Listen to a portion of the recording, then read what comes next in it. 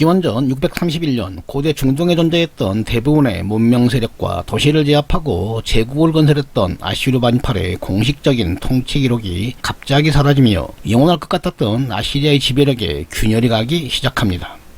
아시리아는 기원전 2000년경부터 역참과 시장의 기능을 가지고 있던 카룸 제도의 경험을 살려 메소포타미아와 가나안 무역로를 완벽히 장악하고 군정과 행정을 총괄하는 총독을 파견하여 다스리는 직할 통치를 완성하였으며 우마차 운송이 어려운 아나톨리아, 아르메니아, 자그로스 산맥 등 산악지대와 원거리 군사운정이 부담스러운 이집트는 조공을 납부하는 가신으로 삼아 통치하는 당대 세계관의 최강자였습니다. 그런데 정복군주 아슈르바니팔이 죽었다고 알려지자 신하국이 조공을 끊고 가신관계를 단절하기 시작했으며 바빌로니아 남부도시 우르크에서 시작된 반란의 불길이 총독부가 설치되어 있던 바빌론을 집어삼키면서 아시리아는 급격히 몰락하기 시작합니다. 고대 중동사를 연구하는 학자들조차 아시리아의 갑작스런 몰락 원인에 대해서는 수많은 가설만이 난무하고 있었는데 최근의 연구는 가뭄이 오랫동안 지속되어 수확이 없었다는 왕실 기록들을 근거로 기후변화로 시작된 재난이 결국 내분과 반란으로 이어져 멸망했다고 판단합니다. 그러나 당대 세계관의 최강자로 군림한 아시리아가 그렇게 빨리 무너질 수 있었을까에 대한 물음표는 여전히 해결되지 않고 있으며 총독과 설치되어 군권을 가지고 있던 시리아와 가나안을 다스리던 총독들의 행보도 뚜렷하지 않습니다. 오늘은 그동안 알려진 니네베 연대기와 바빌론 연대기 등 당대 기록된 고고학적 증거와 학문적 합의를 바탕으로 몰락의 원인으로 제목된 가뭄과 내분 그리고 반란으로 이어지는 몰락 과정을 통해 아시리아 마지막 순간을 알아보고자 합니다. 재밌게 보시고 내용이 괜찮으면 좋아요, 구독 부탁드립니다. 캘리포니아 대학 연구팀은 아시리아의 주력 본거지였던 이라크 북부와 시리아 지역에 대한 기상 패턴을 분석한 결과 아슈르바니팔 제위 때부터 가뭄이 단일 사건이 아니라 장기간 지속되었다는 연구 결과를 논문으로 발표한 바 있습니다. 연구를 주도한 슈나이더 박사는 가뭄이 심했던 시기 수확이 없어 비참한 생활을 했다는 아시리아 왕실 기록이 이를 증명하며 또 하나의 원인으로 수도인 니네베에 집중된 인구 과잉이 결국 치명적인 결과로 이어졌다는 것이 연구 결과의 요지입니다. 이는 당시 기록에서도 증명되는데 아시리아는 산해립 제위 시부터 반란을 차단한다는 명목으로 강제 이주라는 3인 정책이 꾸준히 시행되었는데 수도인 니네베는 도시의 생산력이 인구를 부양하지 못할 정도였던 것으로 판단되며 이때 왕실에서 내분이 발생한 것으로 추정됩니다. 이전 영상에서 아슈르바니팔의 사망 시기에 대해 의문을 제기하는 학자들이 많다고 말씀드렸는데 제위 시절 결정된 공식 후계자는 아슈리의 신탁을 받은 아슈르 에틸 일란이었으나 네시 집단이 반란을 일으켜 니네베의 권력을 장악한 것으로 보입니다. 공식 후계자를 무력화한 네시들의 반란은 기원전 627년 스스로 아슈르 왕을 칭할 정도로 성공한 듯 보였으나 아슈르바니팔의 아들이자 후계자 서열에 있던 신시르시콘에 의해 석 달 만에 진압되면서 내부는 간단하게 끝이 납니다. 신시르스쿤이 승리한 결정적 이유는 아슈르바니팔이 임명한 바빌론 총독이 합세한 결과이며 이로 인해 바빌로니아에는 군사적 공백이 발생하자 우르크 총독이었던 나보폴라사르가 바빌론의 독립을 주장하며 기원전 626년 반란을 일으킵니다. 바빌로니아는 아시리아 역사상 가장 강력한 적수로 수백 년 동안 정복과 반란이 지속적으로 반복되어 왔기 때문에 서로 감정의 상이 있었으며 지리적으로 제국의 수도와 가장 가까운 곳에 위치했다는 지정학적인 약점은 반란이 성공했을 때 가장 치명적인 결과로 이어지게 됩니다. 특히 바빌로니아는 군사적 약점을 제외하면 인구수나 생산력에서 아시리아 주력 본거지를 압도하기 때문에 통합과 관계 설정이 중요했다고 보여지는데 개인적으로 바빌로니아와 적대적인 관계를 계속 유지한 것이 아시리아 몰락의 가장 큰 원인으로 생각합니다. 왜냐하면 신시르스쿤이 보여준 통치 기록과 군사작전을 볼 때 그가 무능했다는 증거를 찾을 수가 없으며 500년 동안 침입을 당한 적이 없었던 아시리아는 바빌론의 반란에 대한 방어 요새가 거의 없었기 때문에 반복적으로 바빌로니아 도시들을 공격할 수밖에 없었던 것입니다.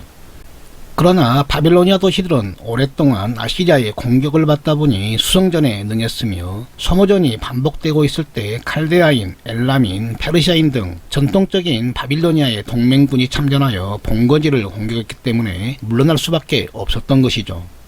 칼데아인은 기원전 1100년경 바다민족이 지중해 연안을 약탈할 때 시리아를 떠난 사람들이 페르시아만에 정착해 바빌로니아에 동화된 사람들로 스스로를 바빌론의 최고신 마르둑을 숭배하는 바빌로니아인으로 표현했지만 구약에서 이들을 칼데아로 기록했기 때문에 현대 역사에서도 칼데아 바빌로니아라고 부릅니다.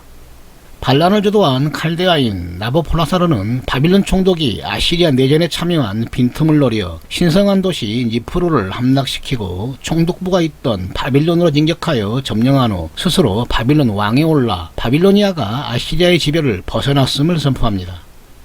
그러나 내분을 빠르게 수습한 아시리아의 반격으로 니프루, 우르크 등 바빌로니아 도시들이 다시 점령되었는데 이후 도시를 뺏고 뺏기는 소모전을 벌이던 중 기원전 620년경 바빌론과 동맹 세력이 수도인 니네베를 공격하자 이에 놀란 아슈리 왕은 급히 물러납니다. 이집트 기록에 따르면 유목민으로 추정되는 사람들이 가나안 지역에 나타나자 제26왕조 파라오 푸삼티크는 동맹인 아시리아를 돕기 위해 군대를 출동시켜 팔레스타인을 점령하고 레반트로 진격했다는 기록이 있지만 또 한편으로는 조공을 중단했다는 기록도 존재합니다. 물론 이집트가 아시리아와 동맹이라는 이유로 출병해 팔레스타인 지역에서 발생한 반란을 제압했다고 하지만 실제 푸삼티크의 속내는 오랫동안 빼앗긴 가나안 무역로를 차지하려는 욕심의 발로였을 것이며 어쨌든 이집트는 동맹에 대한 의리를 지켰던 것으로 보입니다. 바빌론의 반란이 성공을 거두자 아시리아는 제국을 통제할 힘을 잃고 원래 자신들의 근거지에서 수성전에 돌입하지만 자그로스 산맥에 살던 이란계 민족인 메디아 왕 히악세라스가 바빌론 왕과 보조를 맞추며 반란에 참여하자 상황은 급변하기 시작합니다. 기원전 616년 바빌론 왕은 아시리아 남서쪽 도시 아라파를 공격하기 시작하였는데 아시리아 군대를 리틀자브라는 계곡으로 유인해 몰살시키고 수많은 포로와 말, 병거를 노획하여 승리를 거뒀으며 메디아 왕은 기원전 615년 타르비시를 공격 함락시켜 양면 공격이 위력을 발휘하기 시작합니다. 바빌론과 메디아의 공조에 놀란 아시리아는 대부분의 군대를 수도인 니네베로 집결시켰으며 기원전 614년 메디아 왕과 바빌론 왕은 아시리아의 가장 오래된 수도였던 아슈리를 공격하여 함락시킨 후 약탈과 함께 잔인한 보복을 가하였는데 발굴 과정에서 이는 증명이 됩니다. 바빌로니아 군대는 메디아군의 무자비한 학살에 눈을 찌푸렸다는 기록이 존재하며 아시리아에서 처음 만난 바빌론 왕과 메디아 왕은 반아시리아 동맹을 맺고 그 증거로 바빌론의 후계자인 느부갓네살과 메디아 공주 아미티스의 결혼을 발표합니다. 전설에 따르면 고대 7대 불가사의로 불리는 바빌론의 공중정원은 이란 고원에서 시집온 메디아 공주가 고향을 그리워하면서 상심에 잠기자 느부갓네살은 왕비를 위로하기 위해 만들었다고 전해지는데 두 사람의 인연이 잔혹한 전쟁터인 아슈리에서 시작된 것이죠. 기원전 613년부터 시작된 메디아 바빌로니아 연합군의 니네베 포위 공격은 바빌론에서 발견된 니네베 멸망연대기라는 점토판 기록과 발굴에서 드러난 고고학 증거를 통해 증명되었는데 연대기에는 메디아, 엘람, 페르시아, 킴메라, 스키타이가 동맹에 참여했다고 기록되어 있습니다. 1년 동안 도시를 포위한 동맹군은 기원전 612년 5월부터 석 달 동안 공성전을 진행해 8월 방어선을 뚫고 성 안에 진입하여 도시를 약탈하고 불태우기 시작하였는데 바빌론 연대기에는 약탈과 방화 그리고 산유군 메디아인이 저질렀다며 선을 긋고 있지만 그 속사정은 알 수 없습니다. 그리스 역사가 디오도로스는 메디아 바빌로니아 동맹군이 공성전에 실패하자 티그리스강에 물길을 돌려 펼친 수공에 성벽이 무너져 니네베가 함락되었다고 기록했지만 니네베 발굴에서는 수공에 대한 증거를 찾지 못하였으며 살아남은 아시리아군은 탈출에 성공한 것으로 보입니다. 아시리아 왕 신슈리스코는 이때 사망한 것으로 보이며 공식 후계자인 아슈리 오발릿은 이집트와의 군사동맹을 진행하느라 외부에 있었던 것으로 보이는데 니네베가 함락되자 남아있던 군사를 하란에 집결시킨 후 새로운 수도로 삼아 아시리아 왕에 오릅니다. 기원전 610년 메디아 바빌로니아 동맹군이 하란에 대한 포위를 시작하자 뒤늦게 도착한 이집트군은 동맹군의 군세에 놀라 유프라테스강 건너편으로 후퇴하였으며 겨울부터 진행된 포위 공격이 성공을 거두면서 공식적으로 아시리아는 멸망합니다. 하란을 탈출한 것으로 보이는 아슈리 오발리트는 유프라테스강 건너편에 진을 치고 있던 이집트군과 합세하여 하란을 탈환하기 위해 공성전을 진행했지만 끝내 실패하였으며 그의 최후가 어떠했는지는 알려지지 않았습니다. 한편 하란은 약 3개월 동안 바빌론 왕이 점령하고 거주했는데 재미있는 점은 칼데아인이 주도했던 신바빌로니아의 마지막 왕 나보니두스는 바빌로니아 출신이 아닌 하란 출신의 아시리아인으로 밝혀졌기 때문에 아시리아 왕실 가족원이 멸종하지 않고 바빌론에서 살아남았던 것으로 보입니다. 마지막 남은 아시리아군은 시리아 원정을 통해 가나안을 지배하려는 이집트 파라오 네코 2세의 군대에 합류해 5년 동안 바빌로니아에 대항하여 싸웠지만 패배하였으며 이후 시리아와 가나안 무역로에 대한 지배권은 바빌로니아가 차지합니다. 2000년 동안 아시리아의 주력 본거지였던 티그리스강 상류 지역은 메디아와 바빌로니아가 양분하여 영토를 차지했으며 100여 년 동안 숨지겨 지내던 아시리아인들은 중동을 통일한 키루스의 관대한 통합정책으로 살아남아 페르시아군의 주력으로 다시 등장합니다. 이후 아시리아는 속주라는 형태로 페르시아, 헬레니즘, 로마, 사선족까지 메소포타미아를 대표하는 지역으로 널리 알려졌으며 정통 칼리프의 정복전쟁 때 이슬람에 통합되었지만 아시리아 동방교회와 같은 문화유산과 함께 시리아라는 국가명도 아시리아의 기원을 두고 있을 만큼 오랫동안 명맥을 유지하고 있습니다. 특히 아시리아는 군사력은 이런 것이다를 증명한 역사상 최초의 국가로 왕은 신이 인가한 군대의 총사령관이었기 때문에 늘 군사원정을 맨 앞에서 주도하였으며 아시리아 군대가 보여준 기병, 낙타부대, 공성전 등 시대를 앞선 군사전술은 군사력의 표준점을 제시했다고 할 수 있습니다.